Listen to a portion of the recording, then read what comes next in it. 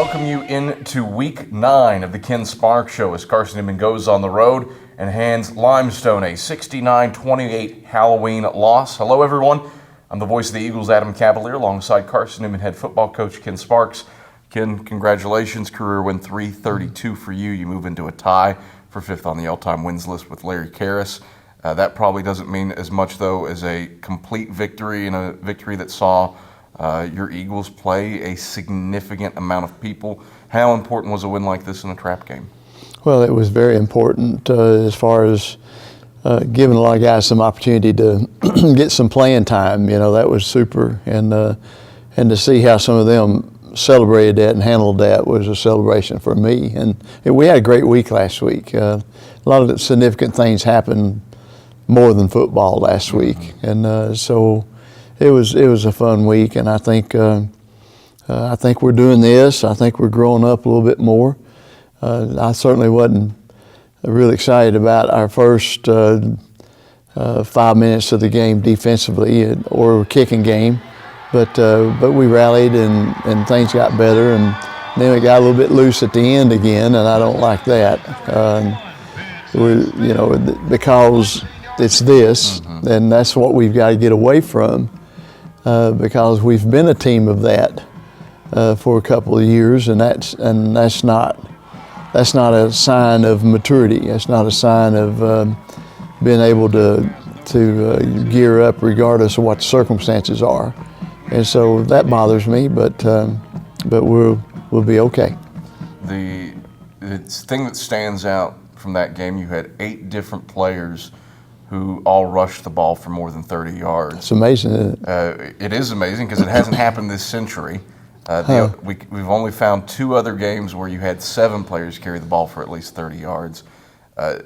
How nice is that to see a Jared Dillingham, a Marcus Williams, a Ben Davenport all get significant carries? Pretty special, and because those are special kids you just named.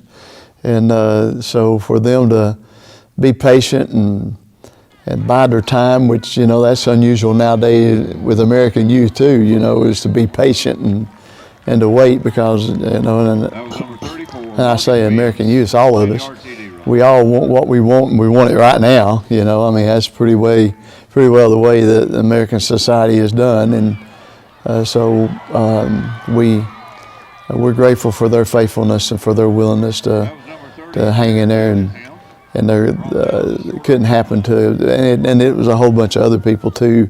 But those 3 that you just named, are 3 pretty special people. Carson-Newman gets the win over Limestone, 69-28. We take a look at the first half after this on the Ken Sparks Show. Back on the Ken Sparks Show as Carson-Newman comes out triumphant over the Limestone Saints, 69-28 on Halloween. I'm Adam Cavalier alongside Carson-Newman head football coach Ken Sparks. Ken, the week leading up, we talked about this being a trap game, and pretty much straight out of the gates, offense at least, resoundingly said that no, the Eagles aren't going to overlook Limestone. What did it take to get things rolling so quickly out of the gate? Well, I think, thank goodness, we got a little bit more experience on offense, and I think they answered the call pretty good about, we're not going to have any letdown. And I think they were challenged because there's been times when we haven't functioned at the level that we're capable of functioning on offensively. And, and it shows up a little bit more.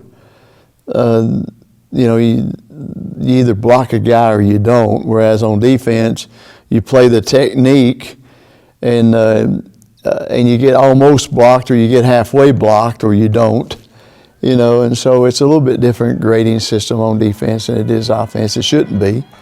But anyway, I think our offensive team came out and answered the challenge pretty good. And of course, on defense, Limestone has got some speed and they got some people, on offense.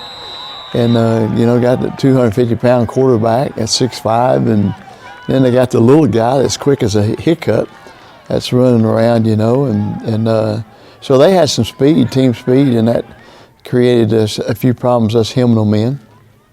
But good game. But got it resolved too. Scored on the first drive and then really buckled down. Yes. They go punt, fumble, pick, punt the rest of the half. What did it take to lock them down? Well, I think defense just got some encouragement to do it better, and kicking game got some encouragement to do it better, and our overall performance was better, improved.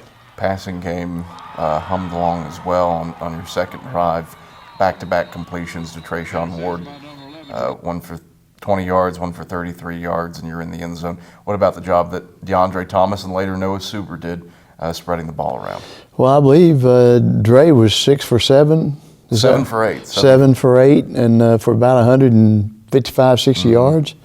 And that's a pretty good quarter, because that's about all he played was one quarter. And so one of the other coaches said, let's keep it going. Let's throw for 300. And we could have, at that pace, we could have had 300 at halftime. But they made some adjustments too and closed down some of the easy routes that we had open on the first 2 or 3 drives. And so, Dre threw the ball very, very well, and we had some receivers that knew what to do with it when they caught it. Carson-Newman takes a 42-7 lead into the locker room at the half, and we take a look at a bunch of first half highlights. 1st and 10 Eagles from the Limestone 14. Eagles run, pitch to the right side. Baker has a big seam. Baker untouched. 4-6. Touchdown, Carson-Newman. Damian Baker hauls in the pitch and weaves his way along the right side of the line. 14 yards for the score, and the Eagles in front early. 35 seconds in. 20-yard gain through the air as the Eagles move quickly. Thomas back over the middle of the field to Ward, complete at the 15. Ward splitting the hash marks. He's in! Touchdown! Carson-Newman! Back-to-back pitch and catches between Thomas and Ward. And just like that, quick as a hiccup, the Eagles are back in front, 13-7, thanks to that 33-yard pass on the quick slant over the middle of the field to Trayshawn Ward. Thomas will run the option, pitch it to Wimbush left. Wimbush with a seam. 20, 15, 10. Wimbush will outrun a man to the end zone. Touchdown! Carson-Newman. Antonio Wimbush takes it to the house from 32 yards out on the pitch left. The Saints unable to defend the edge, and the Eagles making Limestone pay to the corners. 20-7. Eagles up, 6:56 left in the first. Thomas under center, split backs. Trap right side, Wimbush. Wimbush with the Jets in the afterburners. Inside the 10, inside the 5. See you later. Touchdown, Carson-Newman. Check the stopwatch on Antonio Wimbush. He houses one, his second of the day from 35 yards away. And Carson-Newman's up 27-7. with 13:53 left in the second quarter. 3rd down, 21 to go for the Saints from the left hash at their own 15. Clark in the gun. Eagles bring blitz. And it's picked off by Justin Long. Has it at the 5. Fighting for the end zone. Can he get there? He won't. But Justin Long plucks the screen out of the air with his big right paw. Justin Long. Finally held out of the end zone by Smith down at the 2, but the Eagles in business again. Is there anything that Justin Long can't do? Oh, boy! Suber takes, pitches it left side. It's plucked off the turf by Jones. Jones outraces a man to the left pylon. Touchdown, Carson-Newman. Jamal Jones hustles his way for 6. Off the pitch to the left side. And Carson-Newman, off the 7-yard score, is in front, 34-7, with 11:53 left. Suber under center, split backs. Back to pass, rolling right, throwing right, to the right side of the end zone. Complete! Touchdown, Carson-Newman!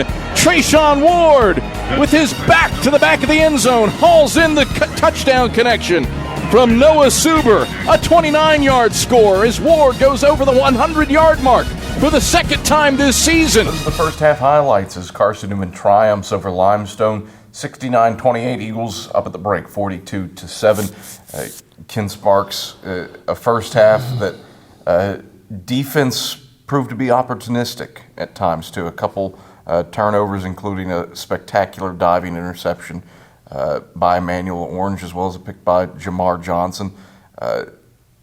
Hadn't really forced a ton of turnovers. And don't forget our our brother that got the screen pass. Oh, mm-hmm. Yeah, Justin Long. Yeah, great play. And so we got three turnovers, and that may be the best we've had all year.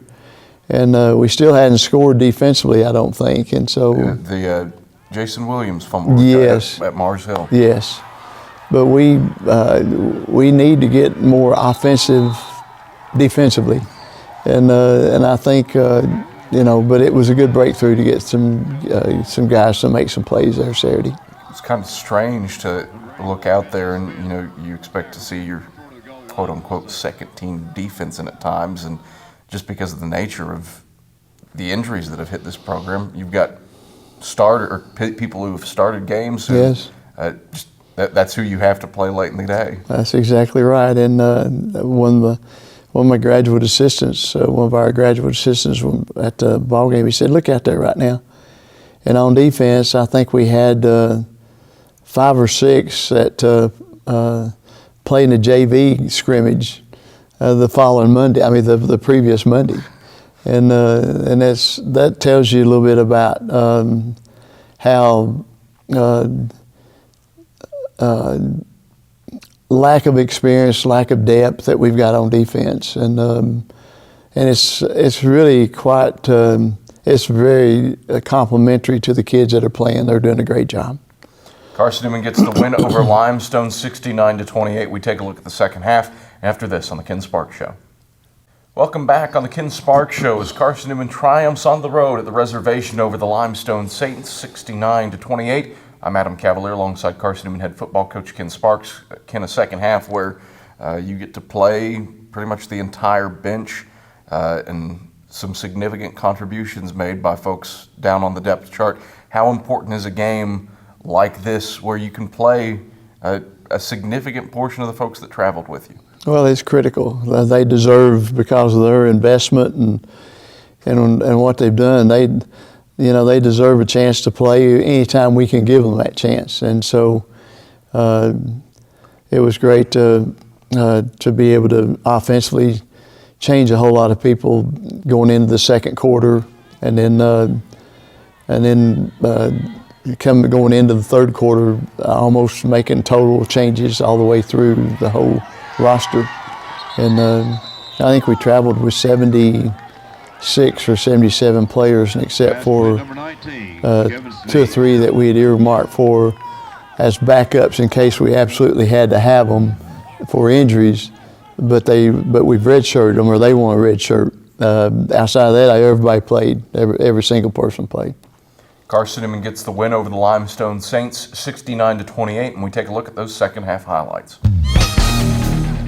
From the right hash, Clark back to pass after play fake, throws over the middle of the field. A leaping interception made by Emmanuel Orange. Read it perfectly and jumped in front of Hornsby to force the 4th Saints turnover of the day. 4th and 9, Suber back to pass, straight drop. It's a throwback screen to the left, complete to Baker. Baker breaks 2 tackles and now has running room. Baker along the left sideline. He's in! Touchdown, Carson-Newman! Damian Baker shakes off Chase Baker and then hustles his way 28 yards for the score. 48-7, Eagles in front with 12:31 left in the third quarter. Moving quickly, Suber drops down under center. Quarterback Sneed over the left hip of the center, and Suber will plunge in. Touchdown, Carson-Newman. Noah Suber with the sneak off the left side, and the Eagles have hung a half 100 on the Saints. Suber under center, split backs. Williams to the right, Dillingham to the left. Suber back to pass, looks out to the right sideline, will air it out for Sneed. Sneed gets under it and brings it in at the 15. Sneed tiptoeing his way along the right sideline, and he's forced out by P.J. Brown down at the 10. A 42-yard catch for Kevin Sneed, the first of his Carson-Newman career, and what a beautifully thrown ball by Noah Suber. And down the sideline. 1st and goal from the 10 for Carson-Newman. Ball on the right hash. Suber takes, trap left side. Williams, it opens up. Williams to the 5. Williams to the house. Touchdown, Carson-Newman. Williams, his first career rushing touchdown. and the Eagles pile it on. It's 62-14, thanks to the trap left for 10 yards for Williams. 13:06 left in the fourth quarter. Zuber takes, handoff right side, Dillingham on a trap. He's got first down yardage, still on his feet to the 5, taking it to the end zone. Does he get there? No, ruled down at the 1. Jared Dillingham charging his way between the hash marks. Reels off a 22-yard run inside the 1 where it's first and goal. Zuber under center, split backs, takes, trap right side, Dillingham. Dillingham burrows in, touchdown, Carson-Newman. Jared Dillingham, his first career score, puts the Eagles in front, 68-20. Those are the second half highlights as Carson-Newman defeats Limestone 69-28. When we return on the Ken Sparks Show, it's time for Michael Wattrang to shine the Eagles spotlight, and he'll put it on DeAndre Thomas when we get back after this. Back on the Ken Sparks Show, Carson-Newman triumphant over the Limestone Saints 69-28 for the final road game of the regular season of 2015. Time now for our Eagle Spotlight, and this week Michael Wattrang shines it on starting quarterback DeAndre Thomas. 3 years ago, quarterback DeAndre Thomas was learning what his role would be on the Carson-Newman football team.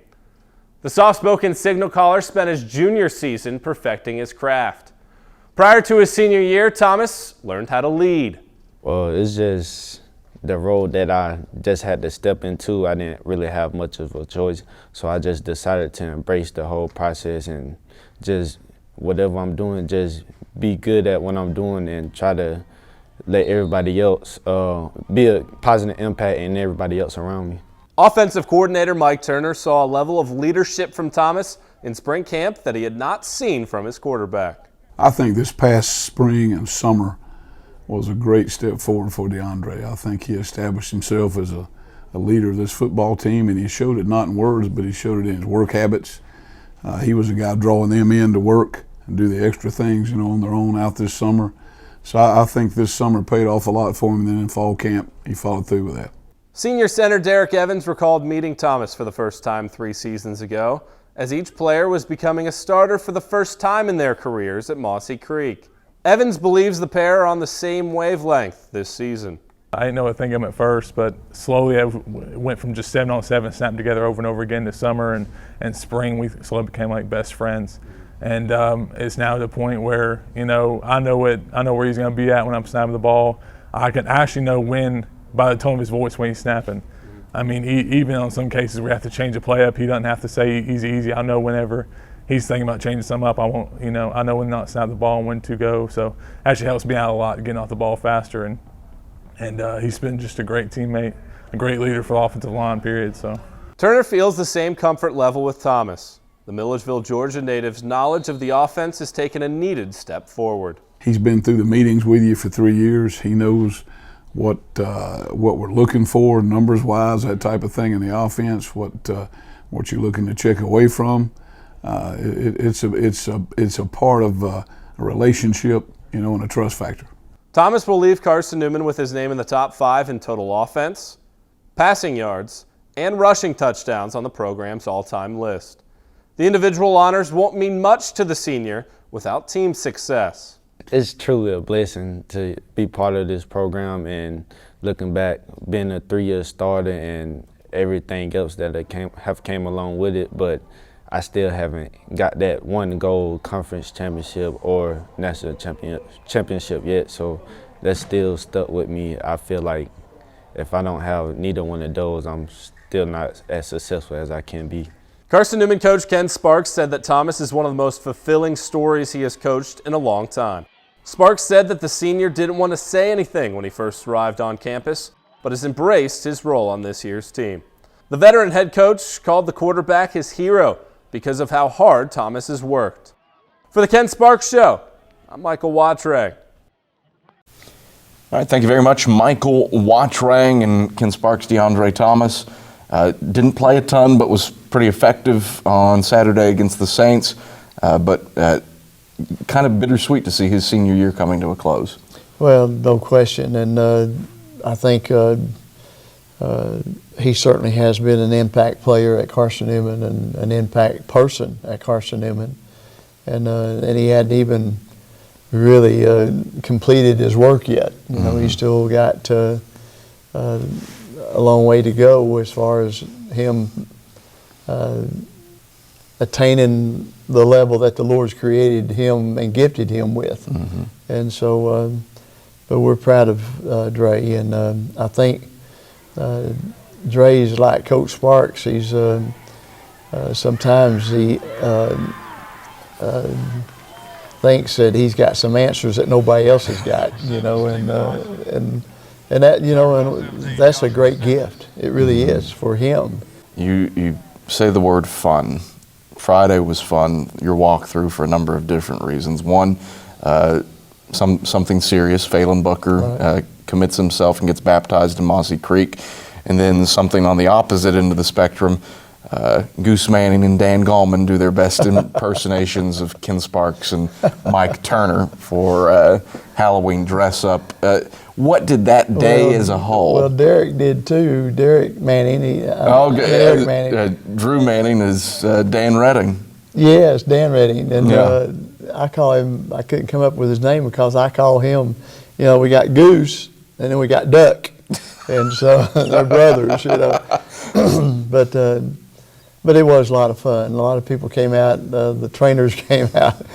Mike Van Bruggen came out as the Angel of Death? The Angel of Death, I think. He had all black on, and then Matt came out, and he had an official's uniform on and had his cane out going, what? Say what? You know? But the highlight of the whole thing, of course, is after we had some fun with that, we had a contest and had some prizes. But the really fun thing is when we went down to the creek, and Phelan had made a decision of faith last week, and came to me last Friday and said, Coach, I'm in obedience to Christ, since I've committed my life to Him, I want to get baptized. And I said, great. And so we arranged that, and Richard Everett, our chaplain, did that. And then here come Jarvis Williams, and he hadn't been baptized since he made a profession of faith, and he wanted to get baptized. And so, wow, Mossy Creek has got a new meaning to me now. It really does. And I've always loved Mossy Creek, but I love it more now than ever because we're getting to baptize some guys down there. I think that makes 9 or 10 for the year that we've baptized in Mossy Creek. So, hallelujah. Ken, pleasure as always. Congratulations on the win. Thank you so much. It's Carson-Newman head football coach Ken Sparks and the voice of the Eagles Adam Cavalier. This has been the Ken Sparks Show. Thanks for watching.